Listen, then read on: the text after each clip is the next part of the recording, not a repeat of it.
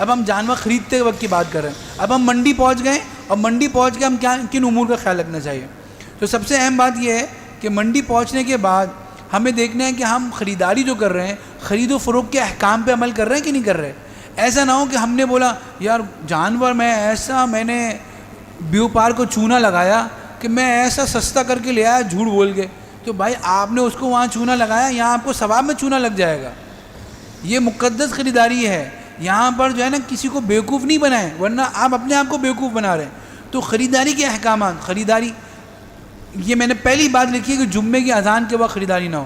پچھلی سال جیسے مویشی منڈی میں ٹھیے لگتے ہیں, وہاں جماعتیں جا کر محنت کرتی ہیں, تو ہمارا بھی جانا ہوا, اور اتفاق سے بالکل جمعے کی نماز کے وقت ہم پہنچے. تو ہم راستہ ڈھونڈ رہے تھے کہ مسجد کہاں پہ ہے. تو کتنے لوگوں کو میں نے دیکھا کہ عین جمعے کی اذان ہو رہی ہے اور قریب کی مسجد سے خطبے کی آواز آ رہی ہے, اور وہ جانور خریدنے میں لگے ہیں. اور کتنے بیوپاروں کو دیکھا بھی اب مقدس جانور کی خرید و فروخت میں لگے ہوئے ہیں, جو فرض عمل ہے اس کو چھوڑ رہے ہیں اور واجب میں لگے ہیں. اب تھوڑی دیر رک جائیں, نماز پڑھ لیں. تو اس وقت مکروہ تحریمی ہے, اس وقت کوئی نہ کیا جائے. دوسرا, اگر آپ کو نظر آ رہا ہے, حدیث شریف میں آتا ہے کہ اپنے بھائی کے بھاؤ پر بھاؤ مت لگاؤ, سوم علی سوم اخی, اپنے بھائی کے بھاؤ پہ. آپ کو نظر آنا ہے کہ ایک جانور کا خریدار ایک بیچنے والے سے بات چیت کر رہا ہے, اور ان کے درمیان کسی حد تک بات ہو گئی ہے. اب آپ کو اچھا لگا, آپ نے بیچ میں آ کے نہیں, یہ میں 11,000 دوں گا, مجھے دے دو. یہ ناجائز ہے, گناہ ہے. جب ان کی بات ختم ہو جائے, وہ کہے کہ نہیں مجھے سمجھ میں نہیں آ رہا, پھر آپ بیچ میں آئے, یہ ناجائز ہے. ہم لوگ بعض اوقات دیکھتے پبلک ٹرانسپورٹ میں رکشے کو روکا, ایک بندے نے آگے پیچھے روکا, اب ایک اور بندہ آ جاتا ہے, یار وہاں جاؤ گے. بھائی اس کی بات چل رہی ہے, آپ بیچ میں جو مداخلت کر رہے ہیں حدیث کے خلاف ورزی ہے. تو اس لیے ہمیں خریداری کے اندر اخلاقیات کا بھی خیال رکھنا ہے. تیسرا, جھوٹ سے بچنا ہے. حدیث شریف میں آتا ہے کہ جھوٹی قسم کھانے سے برکت ختم ہو جاتی ہے. ایک اور حدیث میں ہے کہ اس سے آبادیاں کھنڈروں میں تبدیل ہو جاتی ہیں, گھر ویران ہو جاتے ہیں جھوٹ بولنے سے. تو اس لیے ہم وہاں پر جھوٹ بول رہے ہیں, بھائی ہماری رینج میں نہیں ہے, ہم اتنے ہی پیسے, جیب میں پیسے ہیں لیکن کہہ رہے ہیں یار میرے پاس تو اتنے ہی ہیں, بھائی اتنے میں دے دو. صحیح ہے. اب اس کو ہم جھوٹی باتیں کر رہے ہیں, یار برابر میں تو اس سے سستا جانور مل رہا تھا. بھائی آپ 4-5 جھوٹ بول کر اللہ کے نام کی قربانی لے کے آ رہے ہو. ٹھیک ہے. تو وہاں پر ہمیں اپنے اخلاقیات کا خیال رکھنا ہے. جھوٹی قسم کھا کر, جھوٹی بات کر کے جانور کو نہیں خریدنا ہے. پھر اس کے بعد یہ ایک اہم بات ہے کہ قربانی کا جانور عمدہ انتخاب کرنا ہے, کیونکہ حضور صلی اللہ علیہ وسلم عمدہ جانوروں کا انتخاب کیا کرتے تھے.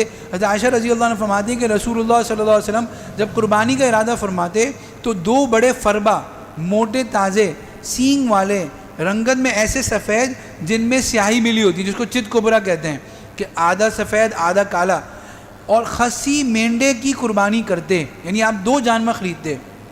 اس سے معلوم یہ بھی ہوا خصی بکرے کی قربانی کیا ہے, جائز ہے. یہ کوئی عیب نہیں ہے کہ آپ نے اس کو بانجھ کر دیا تو کوئی عیب نہیں. اگر گائے بھی بانجھ ہو تو اس کی قربانی بھی ہو جائے گی, بکرا اگر خصی ہو تو اس کی قربانی بھی ہو جائے گی. بلکہ علماء کرام نے فرمایا بہتر افضل ہے, کیونکہ حضور صلی اللہ علیہ وسلم اکثر خصی بکرے کی قربانی کیا کرتے تھے. اور پھر قربان جائیں اللہ کے نبی پر کہ 2 بکرے کیوں کرتے تھے, ایک اپنی طرف سے اور ایک اپنی امت کے ان لوگوں کی طرف سے ذبح فرماتے جنہوں نے اللہ کی وحدانیت اور رسول اللہ صلی اللہ علیہ وسلم کی رسالت کی گواہی دی.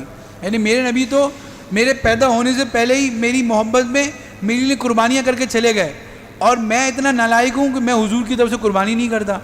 تو ہم میں سے ہر شخص نیت کرے جس کو وسعت اللہ نے دی ہو کہ ہم حضور صلی اللہ علیہ وسلم کی طرف سے بھی قربانی کریں گے. کہیں انشاءاللہ, نیت تو کریں, اللہ توفیق دیں گے انشاءاللہ. اپنے بزرگان دین کی طرف سے کریں, اپنے اساتذہ کی طرف سے کریں, خوب قربانیاں کریں. اللہ ایک بزرگ تھے حضرت واسع منظور صاحب رحمۃ اللہ علیہ, آپ کراچی والے اکثر جانتے ہیں, وہ فرمایا کرتے تھے ہمارا تجربہ ہے کہ جو عید کے دنوں میں جتنی قربانی میں زیادہ لگاتا ہے اللہ سال میں اس کو اتنا ہی زیادہ نوازتے ہیں. صحیح. لیکن عمدہ جانور لانا ہے, اللہ کے لیے بہتر سے بہتر قربانی کا جانور لانا ہے, لیکن ریاکاری نہیں کرنی. مہنگے جانوروں کی ہم نے کوئی شو آف نہیں کرنی کہ بھائی ٹینٹ لگا دیا اور جو ہے نا بار بار اس کی جو ہے نمائش ہو رہی ہے, لوگ آ رہے ہیں دیکھ رہے ہیں, یہ ریاکاری نہیں کرنی. صحیح ہے. تو بھائی ایک تو ریاکاری نہیں کرنی, لیکن عمدہ جانور لینا ہے. ہاں اگر کسی شخص کو ریاکاری نہ بھی ہو تو پھر بھی یہ علماء کرام فرماتے ہیں کہ 10 لاکھ کا جانور ایک لینے کے بجائے آپ 10 جانور لے لو, زیادہ غریبوں کو گوشت ملے گا, زیادہ قربانی کا خون بہے گا. تو ریاکاری نہیں کرنی, اس ٹرینڈ کو ختم کرنا ہے کہ 10 لاکھ کا جانور وہاں آیا ہوا ہے. دیکھیں ایک آدمی ریاکاری کرنے والا ہوتا ہے لیکن اس کو ہم شے ہم دیتے ہیں, جانور دیکھنے تو ہم جاتے ہیں نا کہ فلاں جہاں پہ اتنا بڑا جانور آیا ہوا ہے، اب لوگ دیکھنے جا رہے ہوتے ہیں بار بار، تو وہ آئندہ بھی یہ کرے گا، لوگ دیکھنے ہی نہیں جائیں گے، وہ خریدنا چھوڑ دے گا۔ تو یہ جو ہم نے قیمتیں آسمان تک پہنچائی ہیں ہم لوگوں نے پہنچائی ہیں، تو اس لیے جو ہے ریاکاری کو ہم نے ترغیب نہیں دینی، عمدہ جانور لے کے آنا ہے۔ اب جانور جب ہم جائیں گے تو ہم دیکھیں گے کہ جانور کے اندر عمریں ہیں، تو عمر کتنی ہوگی؟ جانور کے اندر جو کم سے کم عمر ہے وہ ہم نے دیکھا ہے کہ بکرے کے اندر کتنی ہے؟ 1 سال کا ہونا ضروری ہے۔ دمبے کے اندر کتنا ضروری ہے؟ 1 سال کا ہونا ضروری ہے۔ گائے بیل میں سال کا ہونا ضروری ہے۔ اونٹ میں کتنا؟ 5۔ گائے بیل میں 2 سال اور اونٹ میں 5 سال۔ اچھا یہ جو عمریں ہیں یہ عمریں اصل ہیں، اور یہ عمر کس سے ہوگی؟ قمری سال سے ہوگی، یعنی جو اسلامی سال سے ہوتا ہے۔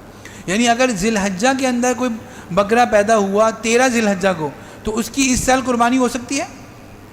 نہیں ہو سکتی۔ اگر 9 ذی الحجہ کو بکرا پیدا ہوا تو اس سال اس کی قربانی ہو سکتی ہے؟ ہو سکتی ہے۔ تو 1 گھنٹہ بھی اگر کم ہوگا تو اس کی قربانی نہیں ہو سکتی۔ اور اس میں اعتبار کس کا ہے؟ عمر کا، دانت کا اعتبار نہیں ہے۔ کیونکہ ایک معروف جانوروں کے ڈاکٹر نے مجھے بتایا کہ جو 2 دانت نکلتے ہیں نا یہ 13ویں مہینے میں نکلتے ہیں، صحیح ہے، 13-14ویں مہینے میں نکلتے ہیں۔ تو 2 دانت علماء کرام اس لیے کہتے ہیں کہ یہ تو طے ہے کہ جب دانت نکل گئے تو وہ عمر چھوٹی نہیں ہوگی، لیکن اگر عمر چھوٹی ہے اور دانت نہیں نکلا، لیکن آپ کا بیوپار ایسا ہے، جو تاجر ہے وہ اعتماد والا ہے، وہ دیندار ہے، آپ کو وہ کہہ رہا ہے کہ بھائی میں نے اس کو پالا ہے، اس کی عمر پوری ہو گئی، تو آپ اس کی بات پہ اعتبار کر کے قربانی کر سکتے ہیں۔ اور اگر جو ہے وہ اس کا 2 دانت نہیں نکلے اور جانوروں کو کوئی دیندار ڈاکٹر کہہ رہا ہے کہ اس کی عمر پوری ہو گئی ہے، تو آپ اس کی قربانی کر سکتے ہیں، کیونکہ اصل حدیث میں کیا آتا ہے؟ عمر کا ذکر ہے، دانت کا ذکر نہیں ہے۔ دانت تو کیا ہے؟ علامت ہے۔ ہاں دمبے کے بارے میں آتا ہے کہ اگر دمبا اتنا موٹا تازہ ہے کہ وہ 6 مہینے کا ہو گیا ہے، اور اگر وہ 1 سال کے دمبوں میں چھوڑا جائے تو وہ پھر 1 سال کا ہی لگے تو اس کی قربانی ہو سکتی ہے۔ بکرا اگر 1 سال سے 1 دن بھی چھوٹا ہے لیکن وہ دیکھنے میں 2 سال کے برابر بھی لگتا ہے، پھر بھی اس کی قربانی نہیں ہو سکتی۔ عمر کا پورا کرنا بہت ضروری ہے۔ بعض لوگ آپ منڈی جائیں آواز لگ رہی ہوتی کھیرا مل رہا ہے، کھیرا مطلب عمر چھوٹی ہے، گوشت بہت اچھا ہے، اور اس کی لوگ قربانی کر رہے ہوتے ہیں، اپنی قربانی خود ضائع کر رہے ہوتے ہیں۔ تو اس لیے یہ بھی ایک عمر کے لحاظ سے بھی دیکھنا ہوتا ہے۔